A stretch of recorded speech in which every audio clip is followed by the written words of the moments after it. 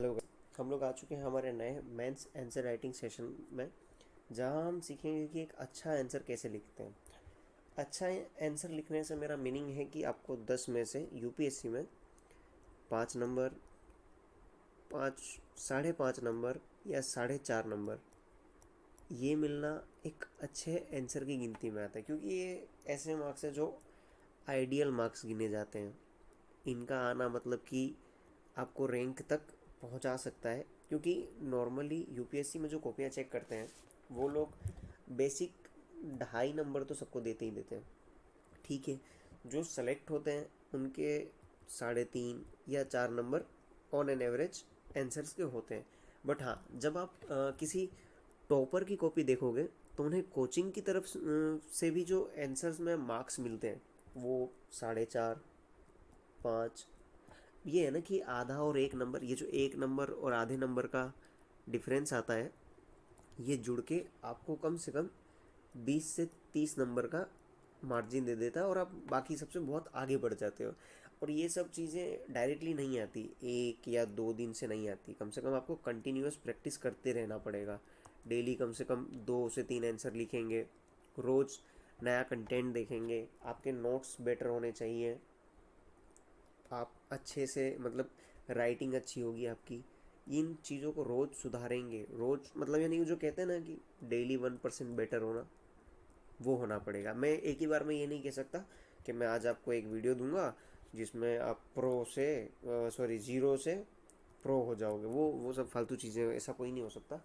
इसके लिए आपको कम से कम डेली 2 से 3 आंसर लिखने होंगे। और हाँ, जब आप कम से कम 100 या 150 आंसर लिख चुके होंगे, तब आपके पास अच्छे वर्ड्स हो जाएंगे, वोकैब हो जाएगी। आप किसी भी क्वेश्चन को देख के उसका आंसर लिखने का, उसका फॉर्मेटिंग करने का आपको तरीका आ जाएगा। ये कम से कम 100 से 150 क्वेश्चन के आंसर लिखने के बाद ही आ पाएगा। ठीक है, हाँ, ये कह सकते हैं कि 40-50 आंसर आप जब लिख लेंगे, ये शुरुआती पीरियड का है। 40 से 50 आंसर लिखना ये बिगिनियर में ही गिनती में आएगा, क्योंकि आप स्टार्टिंग के 10-20 आंसर जो लिखेंगे वो आपको खुद को लगेगा कि हाँ, मैंने स्टार्टिंग में लिखा है और वो 10th क्लास के आंसर जैसा लिखा है, जिसमें हम मतलब ऐसे के फॉर्म में लिखते थे ना, सारा कुछ एक साथ इसी फॉर्मेट में सारा एक लाइन में लिख देते थे, और वो एक निबंध लेखन जैसा लगता था। हम वैसा लिखते थे। चलिए आइए हम लोग एक बार देखते हैं कि जो कॉपी मैं लाया हूँ, जो आंसर उसने लिखा है वो कैसा है। और उसे जहाँ उसने चेक करवाया उसे 5.5 नंबर दिए गए हैं। ठीक है, 10 में से 5.5 नंबर बहुत अच्छे मार्क्स होते हैं ये। एक बार हम देखते हैं क्वेश्चन क्या है। महात्मा गांधी के बिना भारत की स्वतंत्रता की उपलब्धि कितनी भिन्न हुई होती, चर्चा कीजिए। देखिए, सबसे पहले तो क्वेश्चन जो है 150 वर्ड का ये क्वेश्चन है। ठीक है, क्वेश्चन पढ़ते ही आप जैसे ही क्वेश्चन को पढ़ेंगे, सबसे पहले हमें क्वेश्चन को डिवाइड करने आना चाहिए। जब 150 वर्ड का क्वेश्चन होता है ना, तो बेसिकली हम उसे 3 पार्ट में डिवाइड करते ही करते हैं, और हर क्वेश्चन को हम 3 पार्ट में डिवाइड करते हैं, जिसमें आता है इंट्रो, मेन बॉडी और बेटर कंक्लूजन। ठीक है, अब देखो यहाँ पे इस क्वेश्चन में अब एक चीज़ और भी होती है। हाँ, इन तीनों चीज़ों से अलग जो एक आंसर को बनाती है, वो होती है उस आंसर के अंदर हिडन एस्पेक्ट को पकड़ना। ठीक है, हर कोई जो ऊपर लिखा हुआ है ना, वो लिख देता है। इस क्वेश्चन में जो भी ऊपर कुछ लिखा हुआ है कि हाँ, महात्मा गांधी के बिना भारत की स्वतंत्रता की उपलब्धि कितनी भिन्न हुई होती, वो सब लिख देते कि हाँ, महात्मा गांधी नहीं होते तो क्या क्या हुआ होता। ठीक है, पर जिसने इसमें एक छुपे हुए हिडन एस्पेक्ट को पकड़ा और उसने उस चीज़ को भी शो किया इस आंसर में, उसको ही 1 या वो आधे नंबर का मार्जिन मिलता है, और वो बहुत आगे रहता है। ठीक है, अब देखो, इंट्रो, मेन बॉडी, कंक्लूजन। दूसरी चीज़ फॉर्मेटिंग, कि आप किस फॉर्मेट में लिखने वाले हैं। हर कोई यहाँ से शुरू करता है, ऐसे नहीं। आंसर शुरू करना ऐसे, आधा लाइन छोड़ के। ठीक है, दूसरा, आपको अब जो यूपीएससी के आंसर हैं उसमें डायग्राम्स का यूज़ करना पड़ता है। मतलब कि जो कहते हैं ना, चार्ट टाइप का होता है, आपने ऐसा बनाया और उसमें ऐसे कॉजेज लिख रहे हो, इस टाइप के जो डायग्राम्स और चार्ट का यूज़ करते हो, आप इस टाइप का आंसर लिखोगे। क्योंकि अब वो ज़्यादा थोड़ा क्रिएटिव सा लगता है। और दूसरी चीज़ ये है ना कि ईजीली उसको main points, bullet points easily उसे दिख जाते हैं जो कॉपी चेक करता है।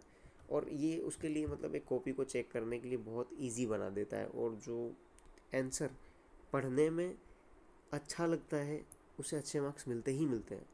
ठीक है, देखो कंटेंट सब लिखते हैं, जो कंटेंट है वो सब लिखेंगे। ऐसा नहीं है कोई भी उठ के नहीं आया है, दूसरे तीसरे अटैम्प वाले भी होते हैं। और वो कम से कम कोई कोई पता 5 अटैम्प 6 अटैम्प वाले भी होते हैं जिनका मेंस नहीं हो रहा होता है। कंटेंट सबके पास है। मेन मीनिंग ये है इस आंसर राइटिंग का कि आपके पास अप्रोच कैसी है। ठीक है, आप उसको वो क्या कहते हैं, प्रस्तुत कैसे करते हैं। ठीक है, आप अपने आंसर को उनके सामने प्रस्तुत कैसा करते हैं। अगर ये अच्छा होगा ना तो इस आंसर को आराम से कोई भी 4 या 5 नंबर देने से कोई नहीं रोक सकता। ठीक है, आइए एक बार हम देखते हैं कि इसने जो आंसर लिखा है वो किस हिसाब से लिखा है और कैसा लिखा है। क्वेश्चन तो हमने पढ़ ही लिया है, एक बार देख लेते हैं। ठीक है, चलिए आइए ऊपर आइए, क्वेश्चन देखते हैं। ठीक है, शुरू करते हैं। हम इंट्रो से शुरू करेंगे, जो इंट्रो इन्होंने लिखा है। 1915 में दक्षिण अफ्रीका से लौटकर आए महात्मा गांधी के अपने सत्याग्रह, संघर्ष विराम संघर्ष और रचनात्मक कार्य की शैली से भारतीय स्वतंत्रता संग्राम को तीव्रता प्रदान की। अब देखिए, जो इनका इंट्रो है, ऐसा कहीं भी कुछ भी नहीं लिखा है इसने बढ़ा चढ़ा के कि महात्मा गांधी देवता के अवतार थे, वो प्रकट हुए थे।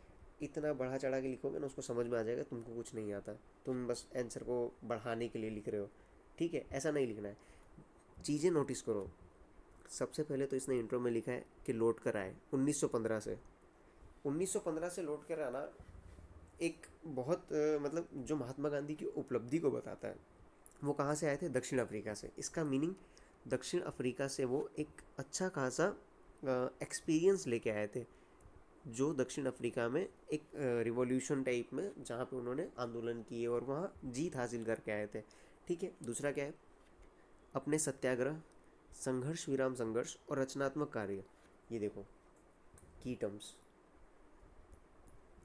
ठीक है, ये जो की टर्म्स है ना, ये एक इतनी बड़ी लाइन को सिर्फ इतने से वर्ड में समेट लेते हैं। इंग्लिश मीडियम के जो आंसर होते हैं ना, उसमें आप जब भी देखोगे वो की टर्म्स का बहुत अच्छा यूज़ करते हैं। और इन्हीं की टर्म्स की वजह से वो एक इंट्रो को कम से कम इतनी लाइन में ख़त्म कर देते हैं। और ये बहुत अच्छा होता है। अगर आप इन बिना की टर्म्स के आप आंसर लिखोगे ना, तो आप कम से कम 1 2 3 4 इतना तो आपका इंट्रो ही हो जाएगा 150 वर्ड वाले में। और वो नहीं होना चाहिए। आपके पास आपकी मेन बॉडी के लिए एक अच्छा खासा आपके पास स्पेस होना चाहिए जहाँ आप उसे डिस्क्राइब कर सको। ठीक है, आपके पास उतना होना चाहिए। आइए हम इस आंसर को एक बार पढ़ते हैं। थोड़ा सा मुझे टाइम लगेगा, मैं साफ़ कर लेता हूँ इसे। ठीक है, हमने इंट्रो देखा। इंट्रो इन्होंने बहुत अच्छा लिखा है, जो कि की टर्म्स और अच्छी कंटेंट को शो करता है। और इन्हें हाँ ये भी दिखा दिया कि इन्हें नॉलेज है डेट वाइज यूज़ करके। ठीक है, अब हम देखते हैं स्वतंत्रता संग्राम में महात्मा गांधी। लुक, जो मैंने कहा था ना हिडन एस्पेक्ट, ये वो है।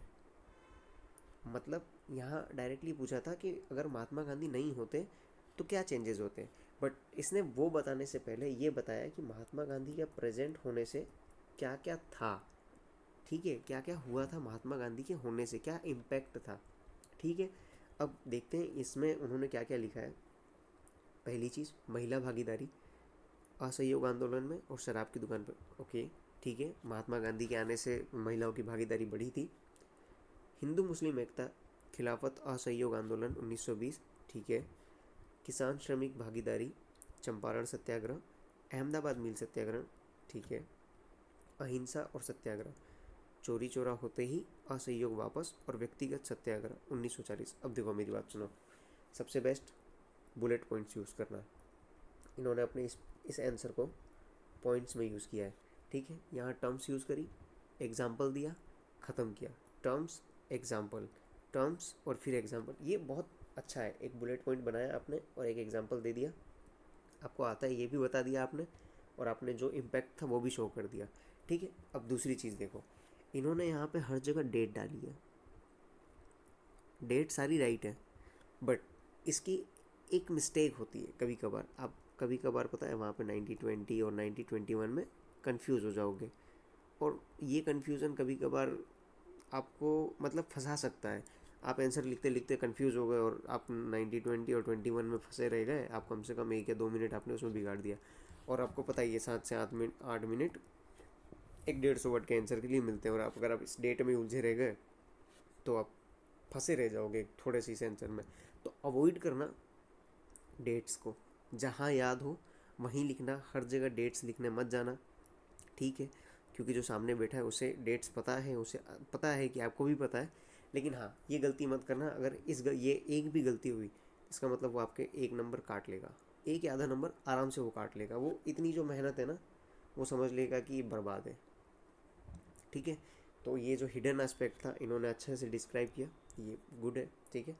अब जो मेन क्वेश्चन की डिमांड थी कि महात्मा गांधी के न होने से क्या इम्पैक्ट पड़ता, ठीक है? अत्यधिक हिंसा, निष्क्रिय प्रतिरोध, हत्या, सैंडर्स और जैक्सन की हत्या, व्यक्तिगत बलिदान, भगत सिंह। ओके देखो, महात्मा गांधी के ना होने से क्या क्या होता है, जो थे तब तो अच्छा था वो सब इन्होंने यहाँ बताया, जैसे अहिंसा और सत्याग्रह। अब यहाँ पे बता दिया कि अहिंसा और अत्यधिक हिंसा, अगर महात्मा गांधी नहीं होते तो क्या होता, ठीक है? आपने जैसा देखा भगत सिंह लाइक 1930 के टाइम पे इनको जब फांसी दी गई थी, हाँ ये कह सकते हैं कि महात्मा गांधी के टाइम पे भी ये एक्टिव थे, बट यहाँ ये अलग HSRA और HRA इन ग्रुप्स से थे, जो महात्मा गांधी लीड नहीं करते थे। महात्मा गांधी बेसिकली कांग्रेस में होके और बहुत सारी चीज़ों को लीड कर रहे थे, तो उनमें आपने देखा होगा कि वहाँ हिंसा बहुत कम हुई। जहाँ भी हुई महात्मा गांधी ने तुरंत वहाँ से अपना समर्थन हटा दिया, या उन लोगों को अलग कर दिया कि नहीं, ये हमारे साथ नहीं है और हम इस के पार्टिसिपेंट नहीं है, ठीक है? इसका मतलब कि अगर महात्मा गांधी नहीं होते उस वक्त तो बहुत ज़्यादा हिंसा होती, बहुत ज़्यादा लोगों की मृत्यु हुई होती स्वतंत्रता हासिल करने में, ठीक है? दूसरा, सांप्रदायिकता, उग्रवादी नेताओं द्वारा धार्मिक प्रतीकों का प्रयोग, ठीक है? मोपला विद्रोह, हाँ अब देखो सांप्रदायिकता, जो मोपला विद्रोह था उसमें वो धीरे धीरे हिंदू मुस्लिम कॉन्फ्लिक्ट बन गया था, ठीक है? महात्मा गांधी ने सांप्रदायिकता को कम करने के लिए खिलाफत खिलाफत आंदोलन का यूज़ किया, जिसमें हिंदू मुस्लिम एकता दिखी थी, ठीक है? ये एक अच्छा एग्जाम्पल भी है और ये अच्छा टर्म भी है। दूसरी चीज़, निम्न महिला भागीदारी, गांधीवादी चरण से पूर्व केवल उच्च वर्ग महिला वर्ग भागीदार थी, जैसे कि एनी बेसेंट। हाँ ये राइट है, मतलब निचले तबके की लड़कियां या औरतें जो भी थी वो पार्टिसिपेट नहीं करती थी, ठीक है? जैसे ही महात्मा गांधी का असहयोग हुआ, खादी और फिर क्या कहते हैं शराब हड़ताल, इन सब में बहुत ज़्यादा वुमन पार्टिसिपेंट दिखा। आप सीधा सीधा एग्जांपल देख लीजिए ना, दांडी मार्च वाला, ठीक है? इनमें आपको महिला पार्टिसिपेंट बहुत ज़्यादा, इन तीन में असहयोग, दांडी मार्च, भारत छोड़ो आंदोलन, इन तीनों में महिला पार्टिसिपेंट बहुत दिखी होगी, और इससे पहले आपने बहुत रेयर नाम सुने होंगे, बहुत कम लोगों के, ठीक है? दूसरा, सीमित सामाजिक आधार, आधार मीनिंग कि कितने लोग जुड़े हुए हैं इस आंदोलन से। श्रमिक और किसान की भागीदारी गांधीवादी युग में अधिक थी। अस्पृश्य जाति पृथकता का शिकार रही थी। देखो, जब महात्मा गांधी ने चंपारण और ये सब किया था 1917 में, एक ऐसा माना जाता है ना कि महात्मा गांधी के आने से ही श्रमिक और किसान वर्ग इस आंदोलन से जुड़ा था। ये महात्मा गांधी का प्रभाव था। इसका मतलब हम ये इम्पैक्ट कह सकते हैं कि अगर महात्मा गांधी नहीं होते तो ये शायद अलग थलग रहते, या इनकी जो डिमांड्स थी वो आंदोलन से अलग रहती, ठीक है? ये एक अच्छा टॉपिक है। एग्जाम्पल भी दिया इन्होंने अस्पृश्यता का, क्योंकि 1932 के बाद से जो लीग और महात्मा गांधी ने पॉलिटिक्स से थोड़ा अलग हट के इन लोगों की मदद की, सहायता करी, जो नए पुनरुत्थान करना चाहते थे, उसमें एक अच्छा इम्पैक्ट था महात्मा गांधी का, ठीक है? सीमित भौगोलिक विस्तार, होम रूल लीग सीमित क्षेत्र में थी। स्वदेशी आंदोलन 1905, हाँ देखो, अब महात्मा गांधी के टाइम पे जब असहयोग हुआ था, ठीक है, असहयोग या भारत छोड़ो, इनका इम्पैक्ट पूरे रीजन पे दिखा था आपको, पूरे इंडियन रीजन में आपको इसका इम्पैक्ट देखने को मिला था। ठीक है, अब जैसे ही स्वदेशी आंदोलन था ना, आपको उसका इम्पैक्ट सिर्फ इस रीजन में था, जो बंगाल वाला रीजन था, सिर्फ यहीं पे आपको ज़्यादातर, और ये मध्य भाग, बिहार हो गया, उड़ीसा हो गया, यूपी का साइड हो गया, आपको इन्हीं रीजन्स में इसका इम्पैक्ट देखने को मिला था। होम रूल लीग 1916 वाली, जो तिलक और एनी बेसेंट नेतृत्व कर रहे थे, उसका भी एक बस इस साइड जो पश्चिमी एरिया था इधर तक में ही ज़्यादातर रीज़न था उन लोगों का, यहीं पे एक्टिव था। और उसके बाद भी 1920 के बाद ये बंद हो गया था या ख़त्म हो गया था, इसको मिला लिया था महात्मा गांधी ने, नेम चेंज कर दिया था इसका। ठीक है, वैश्विक सराहना या सहानुभूति में कमी। अब देखो, जो उसने स्टार्टिंग में यूज़ किया था ना कि 1915 में दक्षिण अफ्रीका से महात्मा गांधी आए, ये रहा इम्पैक्ट, दक्षिण अफ्रीका की सफलता, और गांधी वैश्विक नेता बन चुके थे। इसका मतलब 1915 में जब महात्मा गांधी वहाँ से सफल होकर आए थे, पूरे वर्ल्ड की निगाह, या एक बार तो किसी एक अलग राष्ट्र की, एक अलग कॉन्टिनेंट की निगाह महात्मा गांधी के ऊपर थी कि हाँ, इन्होंने एक बहुत अच्छा काम किया, और ये अब जहाँ भी जा रहे हैं तो कम से कम यूँ नहीं कहते कि पॉलिटिकल एक्टिवनेस या वर्ल्ड के जो दूसरे बड़े लीडर्स हैं या दूसरी कंट्रीज़ हैं, वो यहाँ पे इनके ऊपर नज़र दिख जाती कि हाँ, महात्मा गांधी वहाँ है, ये काम हो रहा है, और इंडिया उनका जो देश है, वहाँ पे जो भी शोषण हो रहा है उसके खिलाफ वो लड़ाई लड़ रहे हैं। ठीक है, तो एक कह सकते हैं कि अंतर्राष्ट्रीय मंच पे महात्मा गांधी जी की वजह से थोड़ी पहचान बढ़ी। ओके, अब देखो, जो मेन क्वेश्चन की डिमांड थी वो इसने कम से कम 6 पॉइंट्स में लिखी है। महात्मा गांधी के बिना भारत की स्वतंत्रता, जो हिडन एस्पेक्ट था उसे 4 बुलेट पॉइंट्स में इसने ख़त्म किया है। 2 से 3 लाइन का इंट्रो, 4 की टर्म्स के साथ में एक हिडन एस्पेक्ट, 6 बुलेट पॉइंट्स के साथ मेन बॉडी। अब देखते हैं कंक्लूजन। गांधी जी का ना होना भारतीय स्वतंत्रता संग्राम में एकता की कमी, राष्ट्रीयता की विचारधारा का प्रभावी ना होना एक समान होता, क्योंकि गांधी राष्ट्रीय एकता के प्रतीक थे और ग्रामीण जन के प्रतिनिधि रूप में स्थापित हो चुके थे। देखो, इसने क्लियरली बोल दिया कि महात्मा गांधी अगर नहीं होते, ठीक है, तो एकता की कमी और राष्ट्रीयता की विचारधारा में हमको थोड़ी कमी दिखती, क्योंकि राष्ट्रीयता की विचारधारा मतलब इन्होंने सामाजिक आधार बढ़ाया था, सभी लोगों को जोड़ा था। तो सिर्फ यही था ना कि नेशनलिज्म,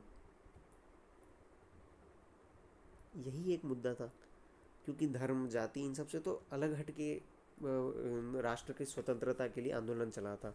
ठीक है, तो यही राष्ट्र जो था, मेन राष्ट्र था महात्मा गांधी के लिए, तो उसके ऊपर है ये। ठीक है, एक समान होता, गांधी राष्ट्रीय एकता के प्रतीक थे। ओके, ग्रामीण जन के प्रतिनिधि थे, ग्रामीण जन मीनिंग किसान और श्रमिक थे, वो मेनली ग्रामीण ही थे, तो उनके प्रतिनिधि के रूप में स्थापित हो चुके थे। ठीक है, एक ये बहुत बेटर या अच्छा कंक्लूजन है, जो ऊपर जितना कुछ भी लिखा ना इसने, उसको सबको वेल डिस्क्राइब किया है इसने इन 4 लाइनों में। ठीक है, ये एक हुआ अच्छा खासा आंसर। अब मेरी बात सुनो, इसने जो आंसर लिखा है उसमें क्या क्या है? इंट्रो, की टर्म्स, ठीक है, डायग्रामेटिक फॉर्मेट है इसके पास आंसर का, इसने हिडन एस्पेक्ट लिखा है, एनालिटिकल अप्रोच लिखी है। ठीक है, दूसरा एग्जाम्पल्स लिखे हैं। ठीक है, तीसरी चौथी चीज़ देखिए आप इसमें, इन्होंने जो भी कीवर्ड्स यूज़ किए हैं उसके नीचे अंडरलाइन भी किया है। ठीक है, अंडरलाइन करना एक, जो कहते हैं ना कि मेन जो कंटेंट है आंसर का उसको शो करना। ये 1 2 3 4 5 6 7 8 और 9, ये 9 चीज़ें इस आंसर में है, और सिर्फ इन 9 चीज़ों की वजह से इस आंसर को 5.5 नंबर दिए गए 10 में से। अगर आप भी इन 9 चीज़ों का यूज़ करते हैं, ऐसा अप्रोच लाते हैं, प्रैक्टिस करते हैं, मेनली सबसे बड़ी चीज़ है कि आप जब इन चीज़ों की प्रैक्टिस करेंगे कंटिन्यूस, तो आप भी ऐसा आंसर लिख पाएंगे। ओके, आज के लिए इतना ही। आप आगे भी मैं ऐसी ही वीडियोस डालता रहूँगा। आप आंसर लिखिए, इन चीज़ों को देख के आंसर लिखिए, ठीक है। और हाँ, डेली कम से कम 2 से 3 आंसर लिखिए। नए नए क्वेश्चंस पे बहुत सारी कोचिंग्स की वेबसाइट है, वहाँ पे आपको क्वेश्चन मिल जाएंगे। अगर क्वेश्चन नहीं भी मिलते तो ये जो मेरी वीडियो है इसी क्वेश्चन का आप आंसर लिखिए खुद से बिना देखे, ठीक है। और हाँ, नोट्स बनाइए, आपके मेंस के नोट्स बनाइए और अच्छा कंटेंट तैयार कीजिए, ठीक है। बाकी थैंक यू गाइस।